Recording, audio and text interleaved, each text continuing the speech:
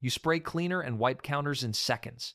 Amish women scrub floors with snow, freeze quilts to kill germs, and turn wood ash into soap. No hot water, no heating, no products from stores, just methods passed down for generations that actually work in freezing temperatures. Why winter cleaning is different. Winter cleaning in Amish homes operates under constraints that would paralyze most modern households. Water freezes in buckets within minutes of being hauled from wells.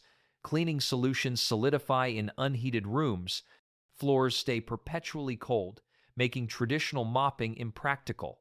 Yet Amish standards for cleanliness don't change with the seasons. Homes must remain spotless regardless of temperature.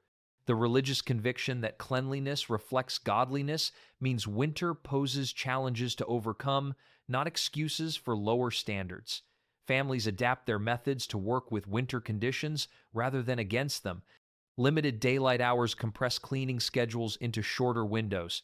The result is a collection of techniques that seem strange to outsiders but prove remarkably effective. Habit 1. Snow scrubbing for floors. Clean snow becomes a primary cleaning agent for wood floors during winter months. Women gather fresh snow in buckets, bringing it indoors where it begins melting slowly. Before it becomes completely liquid, they use the semi-frozen slush to scrub floors, applying it with stiff brushes in circular motions. The abrasive ice crystals scour dirt and grime more effectively than water alone. The method works because partially frozen snow provides mechanical scrubbing action that liquid water cannot match. As the snow melts during scrubbing, it creates just enough moisture to lift dirt without over-wetting wood floors that would take days to dry in cold houses. The melted snow water gets squeezed from rags or mops and discarded, taking dirt with it. Floors cleaned with snow dry quickly because minimal water gets applied. In houses where temperatures hover around 50 degrees, traditional mopping leaves floors damp for hours, creating slipping hazards and musty odors. Snow scrubbing avoids these problems while achieving superior cleanliness. The technique works only with fresh, clean snow. Contaminated or old snow introduces dirt rather than removing it. Habit 2. Freezing as disinfection. Quilts, pillows, rugs, and fabric items that can't be washed easily get hung outside in sub-zero temperatures for extended periods. This isn't just airing, it's a deliberate sanitation method that kills bacteria, dust mites, and insects through prolonged exposure to extreme cold. Items remain outside for 24 to 48 hours during the coldest weather, often when temperatures stay below zero continuously. The scientific basis is sound. Many bacteria don't survive prolonged freezing, and dust mites die when exposed to temperatures below -4 degrees Fahrenheit for extended periods. Insect eggs and larvae also perish in extreme cold. While freezing doesn't eliminate all microorganisms, it significantly reduces bacterial and pest loads without chemicals or washing. Heavy quilts and mattresses that would require enormous amounts of water and drying time if washed get freeze-cleaned multiple times per winter. Women time this cleaning for the coldest weeks, maximizing the sanitizing effect. The practice also removes odors. Frozen fabrics brought back indoors smell remarkably fresh despite never being washed. Habit 3. Ash-based cleaning powder. Wood ash from heating stoves becomes a versatile cleaning agent. Women collect cooled ash in metal containers, sifting out large chunks to create fine powder. This ash contains potassium carbonate and other alkaline compounds that cut grease and scrub surfaces. Mixed with small amounts of water, it forms an effective scouring paste. Ash paste scrubs cast iron cookware, removes baked-on food from oven surfaces, and cleans stubborn stains from countertops. The fine abrasive texture scours without scratching softer materials. For particularly tough jobs, women make lye soap by processing ash through water to extract the alkaline compounds, then combining them with animal fats. This creates soap without purchasing commercial products. The cost savings are substantial. Every bit of ash that would otherwise be discarded becomes cleaning product. In households burning several cords of wood per winter, ash accumulates quickly. Using it for cleaning makes practical and economic sense. The method does require caution. Ash is caustic and can irritate skin, so experienced users work carefully and rinse thoroughly after cleaning. Habit 4. Vinegar and newspaper windows. Window cleaning happens on days when temperatures rise slightly above freezing, but still cold enough that commercial cleaners would freeze on contact with glass. Women use white vinegar mixed with small amounts of water, applying it quickly with cloth, then immediately wiping with crumpled newspaper. The newspaper absorbs moisture and polishes glass without leaving lint or streaks. Vinegar's lower freezing point compared to water allows it to work in near-freezing conditions. The newspaper technique originated from practicality Amish households that subscribe to community newspapers or receive them for business purposes accumulate stacks of papers. Using them for cleaning eliminates waste while avoiding the cost of paper towels or cleaning cloths. Timing matters critically.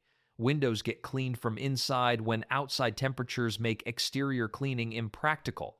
During slightly warmer winter days, exterior surfaces get cleaned quickly before solutions freeze. The goal is clean windows that maximize precious winter daylight entering homes. Ice buildup on window exteriors gets scraped off with wooden tools rather than melted with chemicals or heat. Habit 5. Strategic sweeping schedule. Amish homes get swept 3 to 4 times daily during winter, far more frequently than summer. This isn't excessive fastidiousness, but practical necessity. Every entry and exit brings snow, salt, sand, mud, and cold air into homes. Frequent sweeping prevents this debris from spreading throughout the house and reduces the amount of moisture that can damage wood floors or create unhealthy conditions. Entry areas often have designated spaces where boots must be removed immediately. These areas get swept after every significant use, after morning chores, after midday returns, after evening chores. Confining dirt to small areas makes cleaning manageable and prevents tracking throughout living spaces.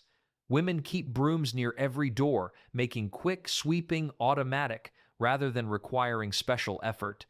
The sweeping also serves a thermal purpose. Opening doors floods rooms with cold air. Quick sweeping after entry gives excuse to move vigorously, generating body heat that counters the temperature drop. Children learn to sweep as soon as they're old enough to hold a broom, not as punishment, but as essential household contribution that keeps homes clean and relatively warm. Habit 6. Cold water laundry pre-treatment. Heavily soiled items get soaked overnight in unheated wash houses or basements where water temperatures drop near freezing. Counterintuitively, near-freezing soaks work effectively for certain stains. The extended exposure to cold water loosens dirt and organic stains without setting them the way hot water can. By morning, items have absorbed enough water that mechanical agitation removes stains easily. Some items develop thin ice layers during overnight soaking. Women break through this ice before washing, finding that the freeze-thaw action has helped break down stains at a molecular level. Blood stains, dairy stains, and mud respond particularly well to cold soaking, all common in farm households. Hot water would set protein-based stains permanently, while cold water keeps them removable. The practice requires planning. Items must be sorted and soaked the evening before washing day, but it reduces the hot water needed for washing, conserving fuel. Items emerge cleaner with less scrubbing, reducing wear on fabrics and wear on the women doing the scrubbing. What looks like extra work actually saves effort where it matters most. Habit 7. Kerosene lamp chimney cleaning. Homes lit by kerosene lamps require daily chimney cleaning to maintain adequate light and prevent fire hazards. Each lamp glass chimney accumulates soot overnight. Every morning, these chimneys get removed, wiped clean with dry cloth or newspaper, then replaced. In winter, this happens in cold rooms by women with cold hands, but it never gets skipped. Winter creates more soot because lamps burn longer during extended darkness. The cleaning ritual happens after breakfast when natural daylight is strongest and lamps aren't needed temporarily. Women work quickly, cleaning multiple chimneys efficiently through practiced routine. Dirty chimneys reduce light output by 50% or more, making cleaning essential rather than optional. The fire safety aspect intensifies in winter.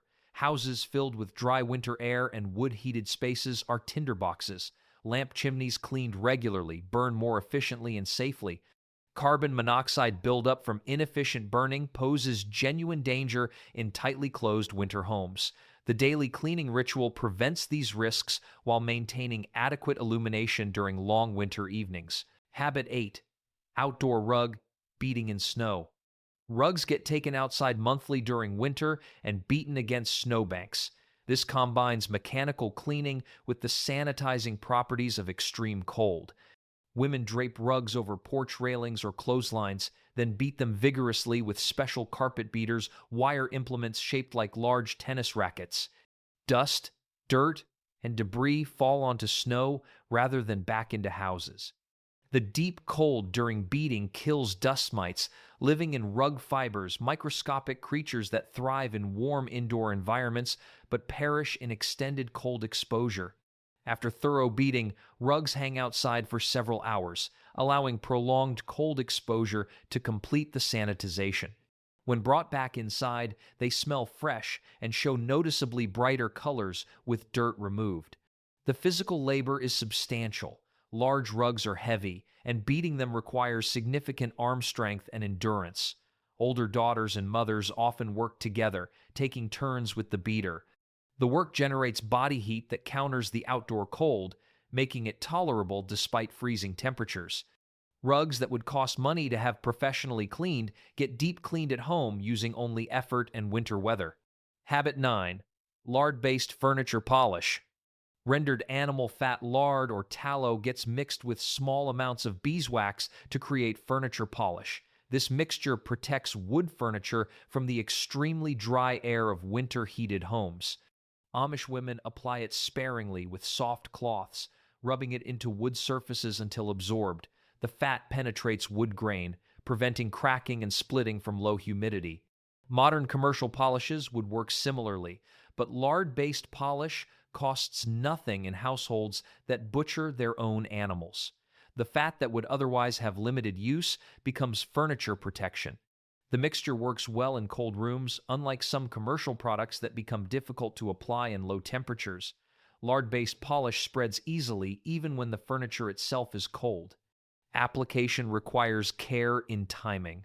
Polish applied near wood stoves softens and can become sticky. Polish applied in coldest rooms stays firm, requiring more rubbing to spread evenly. Experienced women polish furniture strategically, working room by room to match polish application to room temperature. The result is furniture that maintains its integrity through winter's destructive dryness. Habit 10. Community deep cleaning days. Several families occasionally gather at one house for intensive cleaning days during winter. This happens most commonly in spring, but also occurs midwinter when a family faces circumstances, illness, new baby, family crisis that prevent them from maintaining normal standards. The community response is practical rather than judgmental. Multiple women descend on the house and clean it thoroughly in one day. This communal approach generates enough body heat that the house warms noticeably from the activity alone. 6 or 8 women working simultaneously complete in hours what would take one woman days. They bring their own supplies and tools, clean methodically from top to bottom, then leave the house spotless. The host family provides meals, and often the entire event becomes social, with conversation and mutual support flowing alongside the work. The efficiency of group cleaning is remarkable. Tasks that seem overwhelming for one person become manageable when divided. One team handles windows, another scrubs floors, a third tackles kitchen deep cleaning. The work gets done faster and more thoroughly than individual effort could achieve. This tradition reinforces community bonds while ensuring no family falls behind in maintaining household standards during difficult periods. These strange-looking habits reflect deeper beliefs about work, resourcefulness, and spiritual discipline. Amish communities view cleanliness as reflecting respect for God's gifts. A clean home demonstrates proper stewardship of blessings. This conviction doesn't diminish during winter when cleaning becomes harder. If anything, it intensifies. Maintaining standards despite difficulty demonstrates faith and discipline. The resourcefulness evident in these methods reveals people who understand how to work with natural processes rather than against them, recognizing that freezing can sanitize, that snow can clean, that ash can scour. This represents sophisticated observation of natural properties and creative application to household needs. Modern people often solve problems by purchasing products. Amish communities solve them by understanding materials. These methods also prioritize health through cleanliness without relying on chemical products. Homes cleaned with snow, vinegar, and ash contain no residues from commercial cleaners. Children and adults aren't exposed to synthetic fragrances or potentially harmful ingredients. The strange methods produce clean homes without chemical dependency, an outcome that perhaps isn't strange at all.